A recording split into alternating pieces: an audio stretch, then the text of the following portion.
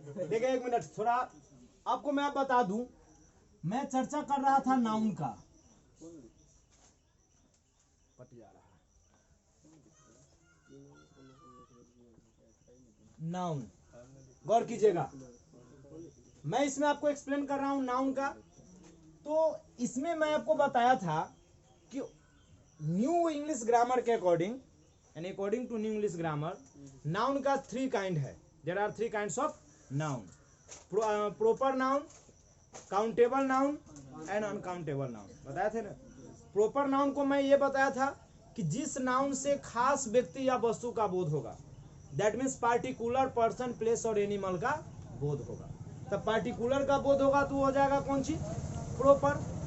और काउंटेबल में बताए थे कि जिस नाउन की गिनती की जा सकती है, गौर कीजिएगा, जिस नाउन की गिनती की जा सकती है उसको बोलते हैं काउंटेबल नाउन, और जिस नाउन की गिनती नहीं की जा सकती है उसको बोलते हैं अनकाउंटेबल नाउन।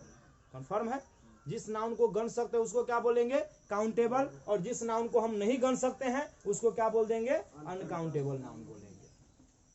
अब ओल्ड इंग्लिश ग्रामर में अगर आप देखो, यानी पुराना पहले जो चलता था, उस पहले में आपको 5 को भेद चलता था। There are 5 kinds of noun, proper noun, common noun, collective noun and material noun. कितने काइंड बताए हैं, 5 काइंड बताए हैं। फिर से सुन लीजिएगा, proper noun, common noun, collective noun, material noun and abstract noun. ध्यान रहेगा, there are 5 kinds of noun, proper, common, collective, material and abstract. तो मैं आपको यहीं पर लिख देता हूं, स्टार बना के कर दीजिए। There are 5 kinds of noun. ठीक है, according to old English grammar इतना ही पढ़ाने देते हैं। कौन कौन है सो देख लीजिए,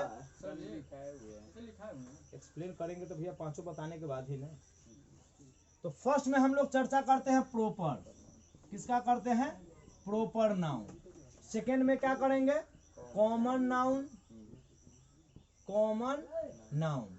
थर्ड में हो जाएगा कलेक्टिव, कलेक्टिव नाउन। फोर्थ में क्या हो जाएगा, अब्स्ट्रैक्ट, अब्स्ट्रैक्ट नाउन। अब फिफ्थ में क्या, ओहो चलो कोई बात नहीं, मटेरियल नाउन। देखो ये 5 होता है। एक बार मैं फिर से रिपीट कर दे रहा हूं, गौर कीजिएगा। ओल्ड इंग्लिश के अकॉर्डिंग नाउन के कितने काइंड है, 5 है। प्रॉपर, जिसको हम लोग कहते हैं व्यक्तिवाचक, कॉमन, जिसको हम लोग कहते हैं जातिवाचक, कलेक्टिव, जिसको हम लोग कहते हैं समूहवाचक, अब्स्ट्रैक्ट, जिसको हम लोग कहते हैं भाववाचक, और मटेरियल, जिसको हम लोग कहते हैं द्रव्यवाचक। अब मैं आपको बता दूं, प्रॉपर में मैं पहले ही बता दिया, जैसे अगर मैं बोलता हूं टाउन, गौर कीजिएगा, टाउन, तो आप मुझे एक बात बताओ, टाउन से किस शहर का बोध होगा, किसी शहर का नहीं। यानी टाउन क्या हुआ, पूरे शहर जाति का बोध करा दिया। यानी ये पार्टिकुलर स्पेसिफिक का बोध नहीं कराता है, ये किसी भी स्पेसिफिक नाउन का बोध नहीं कराता है, बल्कि ये जनरल वे से बताता है। क्या बताता है, जनरल वे से बताता है। ये पार्टिकुलर का बोध नहीं कराएगा, और पार्टिकुलर का बोध न करा के जनरल वे में कराएगा, स्पेसिफिक का बोध नहीं कराएगा, तो उसको हम लोग क्या बोल देते हैं, कॉमन नाउन बोल देते हैं। क्या बोल देंगे, कॉमन नाउन बोलते हैं। अब देखिएगा, प्रॉपर में जैसे हम आपको बोलते हैं राम, तो राम बोलने से किसी खास लड़का का बोध होगा, राम बोलने से किसी जाति का बोध। जैसे मैं आपको यहाँ पर बोल दूं वही में बुआ, तो अब अगर बुआ बोलता हूं तो ये किसी खास का बोध नहीं कराया, बल्कि पूरे लड़के जाति का बोध कर दिया। अगर मैं यहीं पर बोल दिया गर्ल, तो गर्ल बोलने से किसी खास लड़की का बोध नहीं हुआ, वो पूरे जाति का बोध कर दिया। यानी जनरल वे में बोध कराया, पूरे जाति का बोध कराया। तो जाति का बोध कराएगा, हम लोग उसको क्या बोल देंगे, कॉमन नाउन। यहाँ पर जैसे राम बोले हैं, गर्ल में अगर मैं आपको नाम दे दूं सीता, सीता का, तो सीता क्या हो गया, किसी खास लड़की का नाम हो गया, तो ये हो जाएगा कौन सी, प्रॉपर नाउन। अगर टाउन की बात आए तो मैं आपको जैसे बोल दूं सीतामढ़ी, क्या बोलता हूं, सीतामढ़ी, तो ये किसी खास शहर का बोध हो गया, तो उसको हम लोग क्या बोलेंगे, प्रॉपर नाउन बोलेंगे।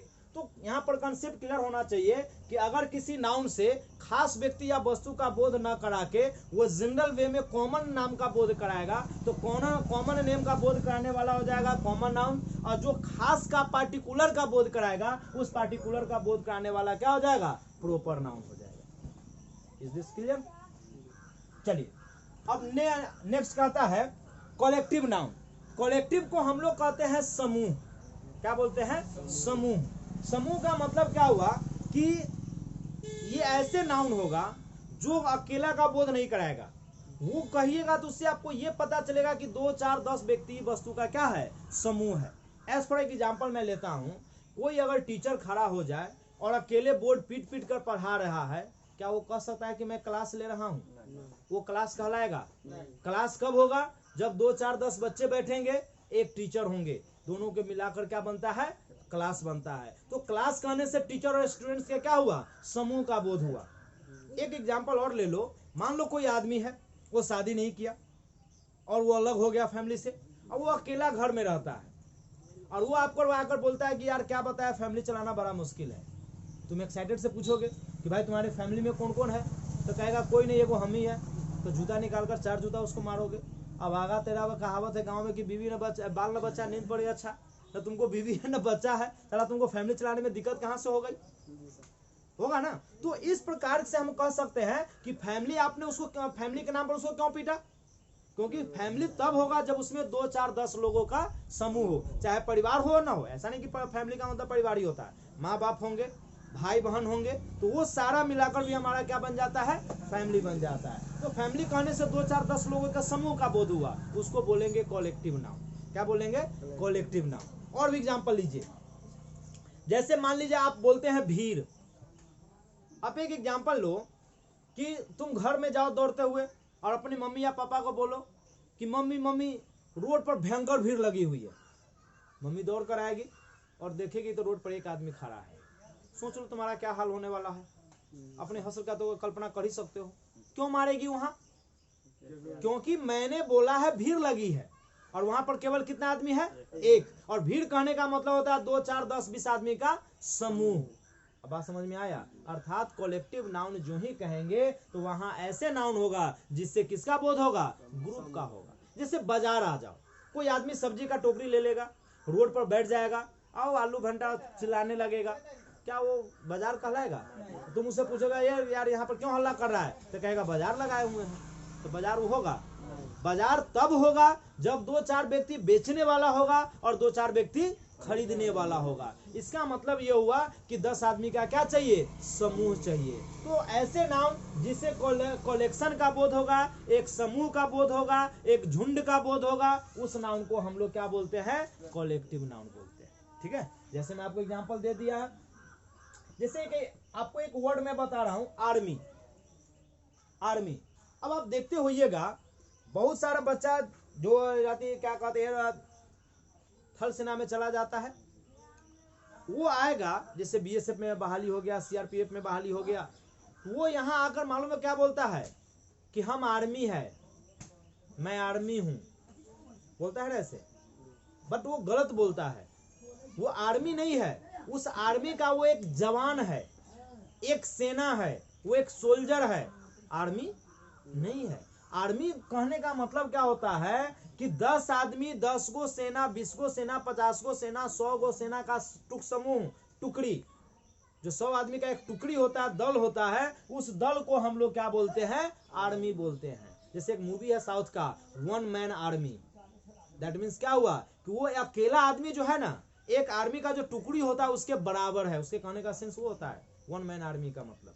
यानी कि आर्मी कहने का सेंस हुआ 10, 25, 50, 100 का समूह। तो आर्मी हमारा क्या हो जाएगा? कलेक्टिव नाउन होगा, नॉट अ कॉमन या प्रॉपर नाउन। याद रहे, इसलिए कहना गलत है कि मैं आर्मी हूं। वो कहेगा मैं आर्मी में हूं, या ये कह सकता है कि आई एम अ सोल्जर, मैं सोल्जर हूं, सिपाही हूं। आप केवल एक सिपाही है। चलिए और भी दे सकते एग्जाम्पल। और क्या कह सकते हैं? फैमिली, परिवार। एग्जाम्पल वही बताया कि फैमिली कहने का सेंस क्या हुआ? 10 लोगों का समूह। आप इसी में बोल दो मार्केट। मार्केट तभी होगा जब 2, 4, 10 लोगों का क्या होगा? समूह होगा। अब आइए अब्स्ट्रैक्ट में क्या होता है? तो अब्स्ट्रैक्ट एक ऐसा नाउन है जिससे आपके क्वालिटी का बोध होगा। क्या बोध होगा? क्वालिटी का बोध होगा, या आपके स्टेट का बोध होगा। तो जो क्वालिटी या स्टेट बताएगा, क्या कहिएगा? क्वालिटी और स्टेट, उसको हम लोग क्या बोलते हैं? Abstract noun. जैसे मैं आपको बता दूं चाइल्डहुड, क्या बता दीजिएगा, चाइल्डहुड।